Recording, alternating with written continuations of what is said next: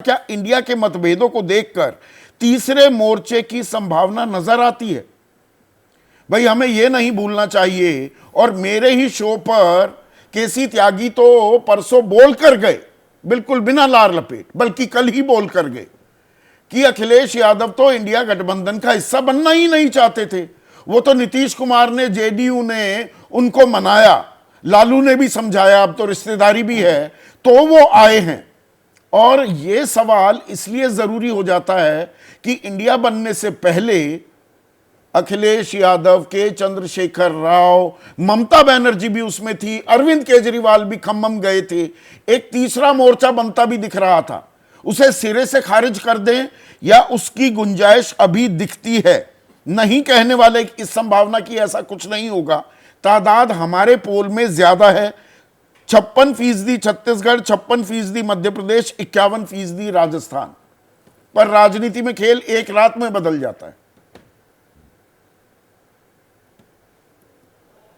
संदीप, ये बात आपने सही कही कि राजनीति में खेल एक रात में बदल जाता है, लेकिन मैं अभय की उस बात से इत्तेफाक रखता हूं कि सब कुछ बैलेंस ऑफ पावर, जो भी कोई ऑपोजिशन का कॉम्पोजिशन बनेगा, जो भी उसकी रूपरेखा बनेगी, अभी उसे इंडिया गठबंधन बताया जा रहा है, ये कांग्रेस कैसा परफॉर्म करती है इन 3 चुनाव, इस पर निर्भर करेगा। अभय दुबे ने 100% सही कहा।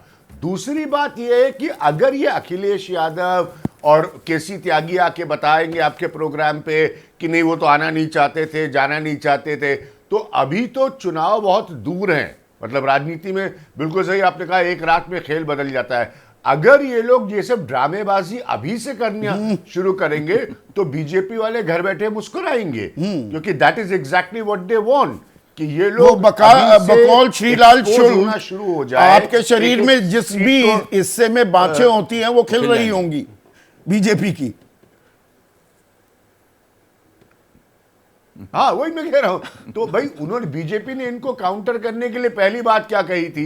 यही कही थी कि ये कुनवा है। अब आप एक सवाल पूछ रहे हैं, सियासी बारीकी का सवाल है कि क्या इसी इंडिया गठबंधन से कोई संभावना किसी थर्ड फ्रंट की निकल सकती है? ना, you are basically then saying, Sandeep, आप ये साफ साफ कह रहे हैं कि कांग्रेस अलग और इसमें से एक और गठबंधन निकल जाए। हाँ। अब ये बड़ी बात है, क्योंकि इंडिया गठबंधन का कॉन्सेप्ट ही ये था कि विद कांग्रेस एक कंसोलिडेशन विपक्ष का देश के सामने रखा जाए। नहीं, अभी क्या बार-बार ये सवाल कोई अनायासी, हमारे सामने विकल्प क्या है? नहीं, ये सवाल कोई अनायासी या मासूमियत में या नादानी में नहीं पूछा गया है, क्योंकि विपक्षी खेमे में जिन नेताओं से मेरी बात होती है उनकी बड़ी आशंका ये है कि कांग्रेस वो घोड़े पे सवार ना हो जाए कि अच्छे नतीजे आ गए तो 3 दिसंबर को, और हमें ठेंगा दिखाने लगे हर बात पर।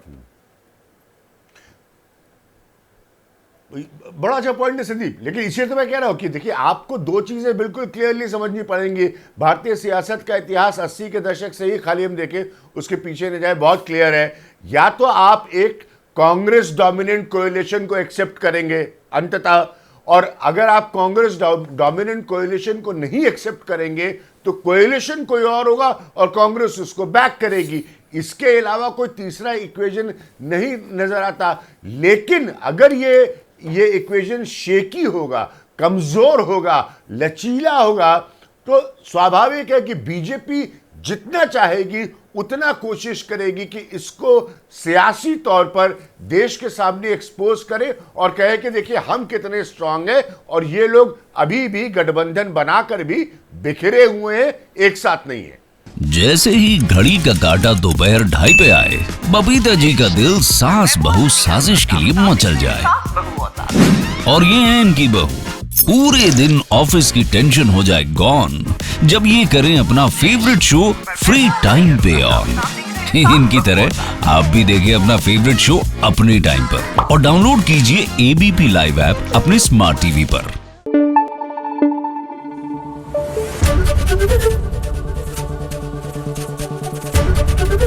एबीपी न्यूज आपको रखे आगे।